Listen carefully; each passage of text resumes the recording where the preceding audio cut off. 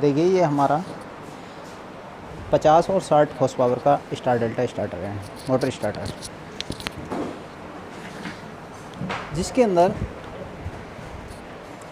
ये MCCB है, main input है।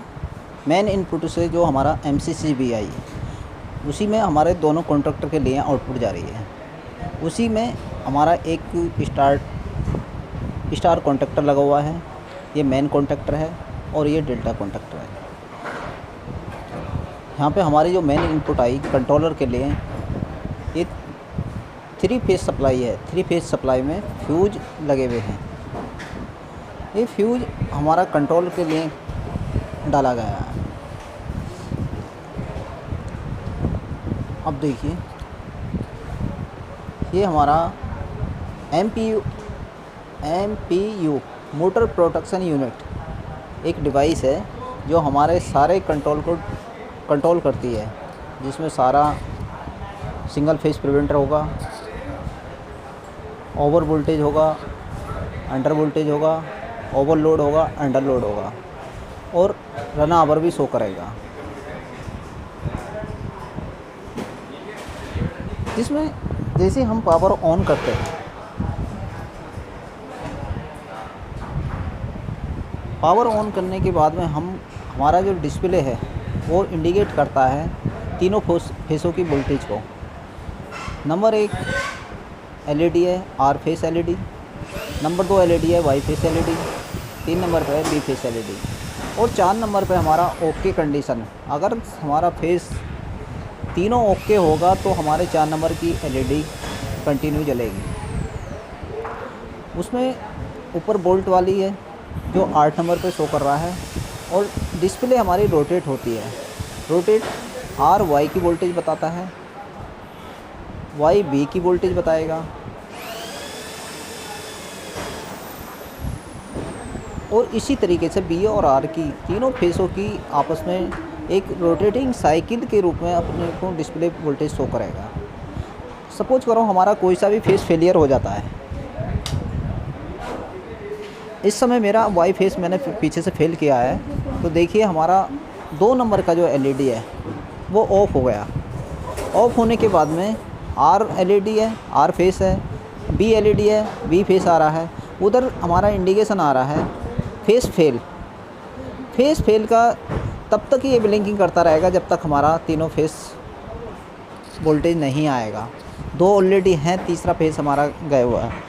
जैसे ही हमारा तीसरा फेस वापस आता है, वो अपनी वोल्टेज को काउंट करेगा और काउंट करने के बाद वो उसको हेल्थी या अनहेल्थी जो भी सिचुएशन मिलती है उसको बताएगा। अगर मैं इसका दूसरा कोई सा भी एक एक्स्ट्रा फेस डाउन करता हूँ, इस समय देखिए मेरा R फेस डाउन हो गया। R फेस आने के बाद में Y और B को डिनोट कर रहा है और फेस फेल आएगा, यानी कि उसी फेस का हमारा इंडिकेशन चला जाएगा और फेस फेल शो करेगा। उसी के साथ में अगर मैं B फेस को R फेस वापस आ जाता है और B फेस को डाउन करता हूँ तो B फेस हमारा चला जाएगा और वहाँ पे उस B फेस के साथ में जो वोल्टेज काउंट कर रहे थे हम, B और R और Y और B, इन 2 फेसों की वोल्टेज को भी 0 शो करेगा और फेस फेल दिखाएगा। जैसे ही हमारा तीसरा फेस वापस आ गया, फिर उसको अपने रीड करेगा कि मेरे को वोल्टेज कैसी मिल रही है, तीनों फेस रिवर्स हैं, फॉरवर्ड हैं, किस कंडीशन में हैं, तो उस पर अपना डिसीजन लेगा। और अगर हमारा स्विच मैनुअल मोड में है तो हमें इस तरीके से मोटर को स्टार्ट करेंगे। इस समय हमारी मोटर स्टार में चल रही है। इसका 8 नॉट सेकंड का टाइमर है जो स्टार से डेल्टा होने का टाइमिंग है। ये अब डेल्टा हो गया। डेल्टा होने के बाद में ये नीचे वाली LED है रन आवर, जो 10 नंबर पर हमारी रन आवर शो करेगा। ऊपर वोल्टेज शो करेगा। 9 नंबर एम्पियर 5.6 हमारी खाली मोटर है, उस पर कोई भी लोड नहीं है। वो 5.6 करंट पर फेस का करंट चल रहा है जिसको वो शो कर रही है। अगर इसको मैं स्टॉप स्विच दबाता हूँ, स्टॉप स्विच दबाने के बाद में अगर मैंने मेरा स्विच ऑटो पे डाल दिया है, ऑटो पे डालने के बाद पावर हमारी गई हुई है, पावर जाने के बाद दोबारा वापस आती है तो इसको ऑटोमेटिक स्टार्ट होगा, स्टार्ट भी होगा, स्टार्ट से डेल्टा भी कन्वर्ट हो जाएगा।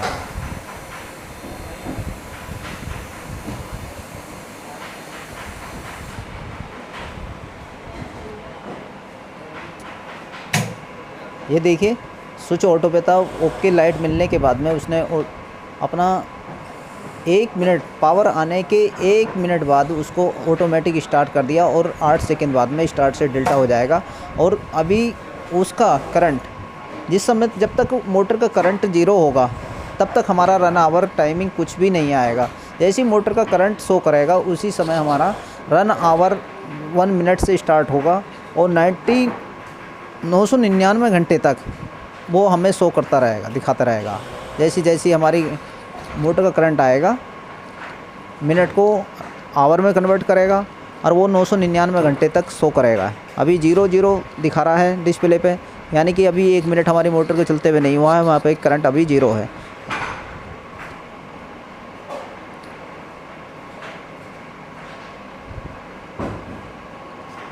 ये देखिए अब ये हमारा मोटर के लिए कनेक्शन जा रहा है।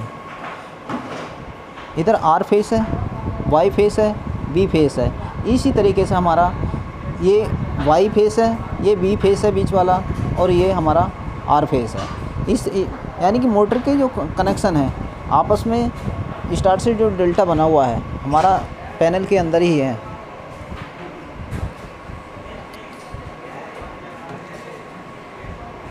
ये करंट ट्रांसफार्मर सीटी डली हुई है जो हमारे करंट को रीड करके बता रहा है डिस्प्ले पे कि हमारा करंट कितना चल रहा है।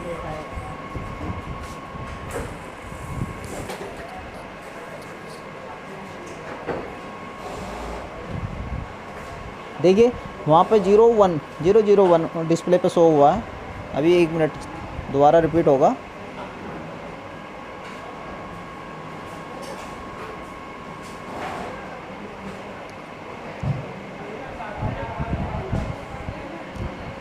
आवर 0 है, 000 में, मिनट 002 यानी 2 मिनट हमारी मोटर को चलते हुए टाइम हो गया।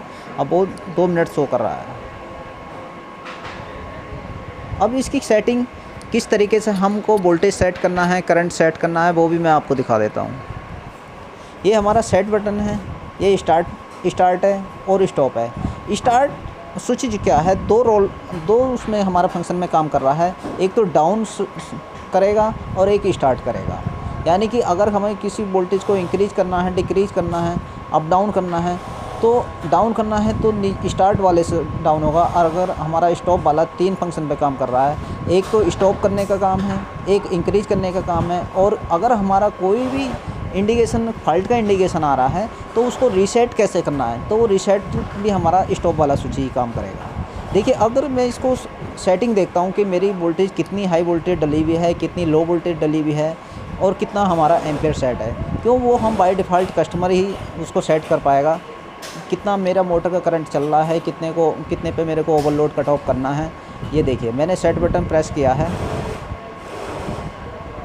ये HI आ गया। हाई वोल्टेज हम इसको 550 तक ले जा सकते हैं। 550 से लेके इसको लो में हमारा, यानी कि जो हाई का लो है उसको 430 वोल्ट तक इस तरीके से डाउन कर सकते हैं।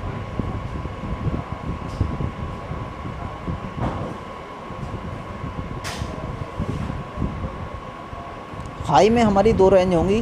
हाई की एक तो हायर लिमिट और एक लोअर लिमिट। इसको 430-31 से नीचे नहीं जाएगा। अब इसको हम अप करते हैं, यानी कि हमारा 500 वोल्टेज पर सेट करते हैं इसको।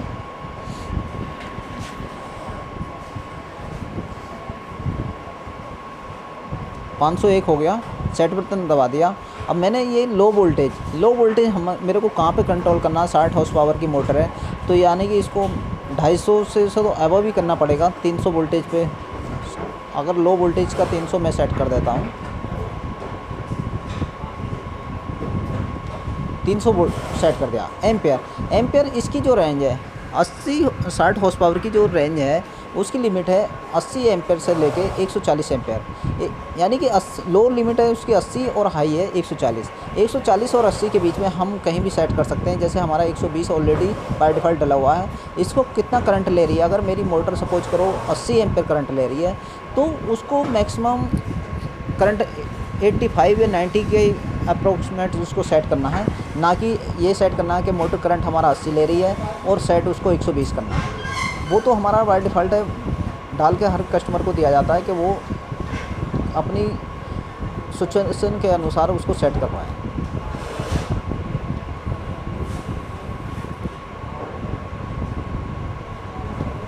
एक 120 कर दिया है, सेट हो गया। हम फंक्शन से बाहर निकल गए। इस तरीके से हमारा पैनल काम कर रहा है।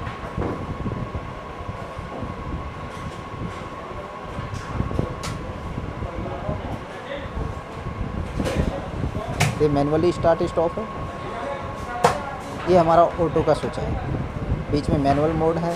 ऊपर की तरफ एक बाईपास मोड है। बाईपास मोड भी हमारा अगर फेस हमारा अनबैलेंस है, बाईपास मोड 2 सिचुएशन में काम करता है। या तो हमारे पास टेस्टिंग पर्पज़ से अगर किसी को टेस्ट करके देखना है, मगर टेस्ट भी हम जब भी कर सकते हैं बाईपास मोड में जब हमारे पास या तो तीनों फेस हों, अगर 2 फेस भी सिंगल फेस और 2 फेस भी हैं तो उसको किसी भी एक फेस से उसको सेंसिंग देनी पड़ेगी, जिससे उसको हम बाईपास मोड में स्टार्ट करके देख लें। और वो भी सिर्फ 5 सेकंड ऑपरेट करेंगे अगर तीनों फेस नहीं है। 5 सेकंड से ज़्यादा हमारा नहीं चला सकता। सपोज करो मेरा फेस रिवर्स हो जाता है,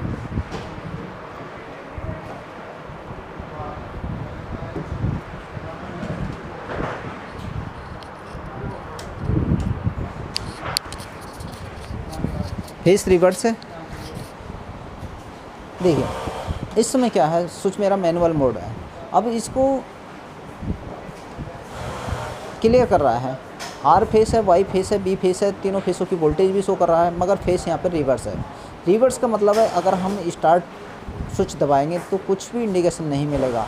अगर इस ऑटो में डालेंगे नहीं ऑटो में वर्क करेगा। अगर मैं इसको बाईपास मोड में स्टार्ट करता हूँ, बाईपास मोड में स्टार्ट करने के बाद मेरे पास ओके की एलईडी ब्लिंकिंग करने लगती है और वो कहती है कि आप चला सकते हो इसको। जैसे मैंने स्टार्ट बटन दबाया तो जब तक हमारा स्विच हमारा बाईपास मोड में रहेगा, ओवरलोड कंट्रोल है। ऐसा नहीं है कि बाईपास करा तो सारा सिस्टम बाईपास हो गया, ओवरलोड काम करेगा।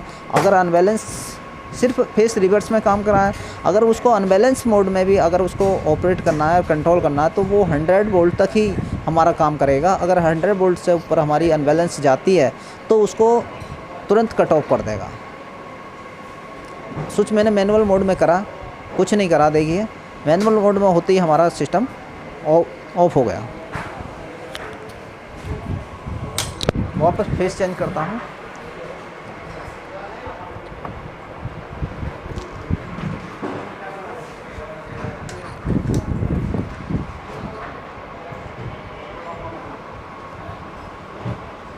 ओके की एलईडी मिली, 440 वोल्टेज है, VR की वोल्टेज आ गई। स्टार्ट स्टॉप इस तरीके से हम कर सकते हैं। ओके।